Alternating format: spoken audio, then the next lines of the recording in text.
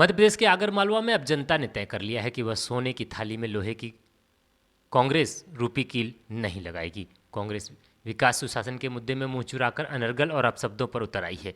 जनता के साथ कांग्रेस ने वचन नहीं निभाकर गद्दारी और धोखाधड़ी की है। कांग्रेस को चलते हुए कॉकरोच की तरह सत्ता के लिए तड़पड़ा रही है।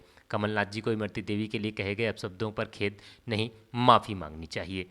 आज पत्रकार वार्ता में मालवा निमाड़ के वार रूम और मीडिया के उपचुनाव प्रभारी श्री गोविंद मालू ने आज भाजपा कार्यालय मीडिया सेंटर अग्रसेन वाटिका आगर में पत्रकार वार्ता को संबोधित करते हुए कही। श्री मालू ने कहा कि शिवराज सरकार की 200 योजनाएं कमलनाथ जी ने बंद कर दी थी। भ्रष्टाचार का नियाग्रा खोल दिया था। संबल को बंद कर कफन भी छीन लिया था। लैपटॉप, साइकिल आदि देने की योजना बंद कर दी थी। केवल उन्होंने एक योजना नहीं बनाई थी, ट्रांसफर पोस्टिंग की। आगर का विकास भाजपा ने ही किया था। सड़कें, स्टॉप, डैम, बांध और पुल पुलिया, भवन, चिकित्सालय भाजपा के कार्यकाल में बने थे।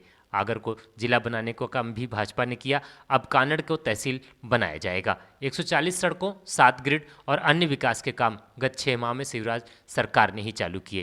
केंद्र में भाजपा की सरकार और प्रदेश की सरकार मिलकर किसानों, युवाओं, महिलाओं के लिए कई योजनाएं लाएंगे। फूड प्रोसेसिंग प्लांट भी आगर को मिलेगा। इस दौरान भाजपा जिलाध्यक्ष गोविंद सिंह बरखेड़ी, कैलाश गवली, महेश शर्मा, इंदौर शहर महिला मोर्चा महामंत्री श्रीमती ज्योति पंडित आदि उपस्थित रहे। आगरमालवा से ब्यूरो हेड बहादुर सिंह पवार की रिपोर्ट।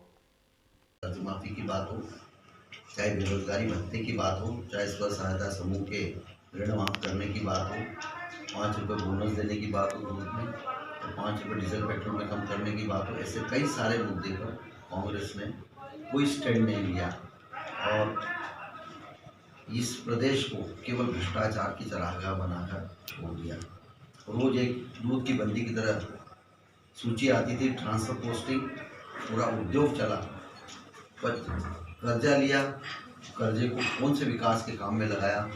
जब भारतीय जनता पार्टी की सरकार थी तो बिजली, सड़क, पानी की समस्या हल हो गई थी। जैसे ही इनकी सरकार बनी उसके बाद हमने देखा कि सड़कें बिल्कुल नहीं, बिजली ऐसी स्थिति थी, आप जानते हैं, आधे समय बिजली आती जाती थी। किसान चला गया था तो किसान की जो योजनाएं बंद कर दी थी और किसान को लगातार कर्ज लाकर तो कहते रहे कि हम कर्ज माफी करेंगे और लोकसभा चुनाव में भी उस समय के मुख्यमंत्री कमलनाथ जी ने ट्वीट करके ये कहा था कि बस जैसे ही चुनाव की आचार संहिता समाप्त होगी सभी कर्ज माफ हो जाएंगे।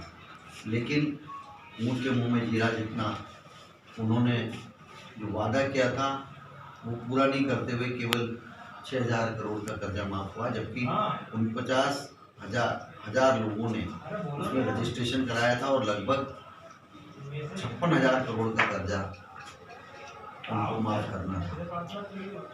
तो कुल मिलाकर कुशासन और अराजकता का पूरा माहौल मध्य प्रदेश में था और इसी के लिए कांग्रेस के लोग जो जनता के बीच में जाते थे और वादे पूरे करने की बात जब जनता उनसे कहती थी और जो कमलनाथ जी के पास जाते थे कमलनाथ जी उनको कोई उत्तर भी नहीं देते थे, मिलते भी नहीं थे।